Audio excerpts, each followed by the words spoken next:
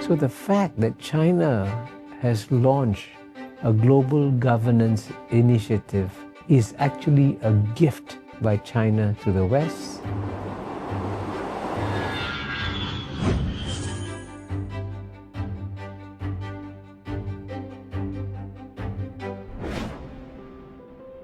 Around the world,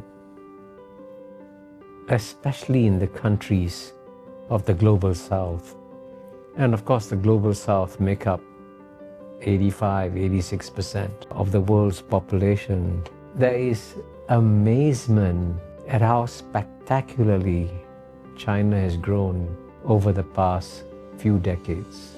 And so clearly, many countries in the Global South are asking themselves, what did China do right, and what can we learn from China? And this is why, even though most Western countries have been very critical of China's development, and amazingly, they still don't think they need to learn anything from China's development. If you look at the countries of the Global South, are much more modest.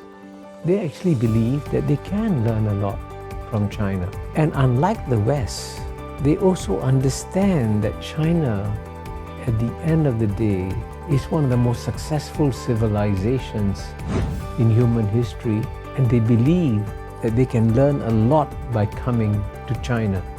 So I'm confident that China's growth and development will eventually have a positive effect on the Global South, because it will inspire many countries in the Global South to also try and emulate China's path.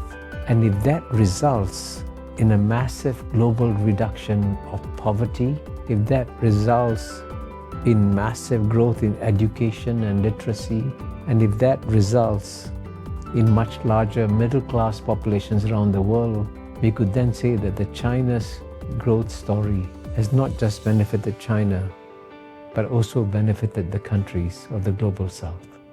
I believe that all countries in the world will always try to expand their areas of influence.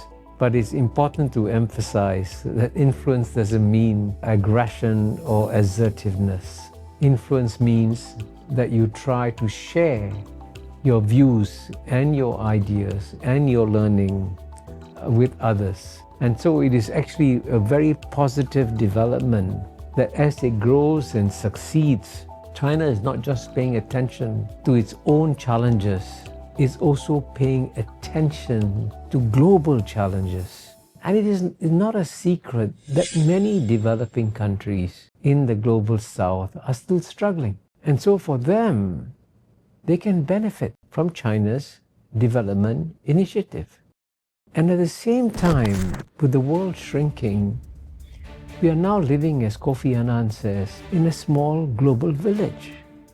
And when you live in a small global village, you must have strong village councils. And certainly the only place we can create these global village councils is the United Nations.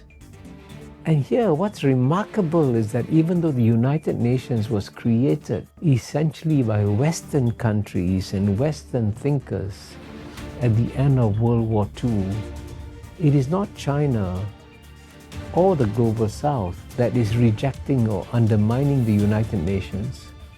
It is the Western countries who are undermining the United Nations, and frankly, by so doing, they're actually undermining their own interests in having a more secure global village.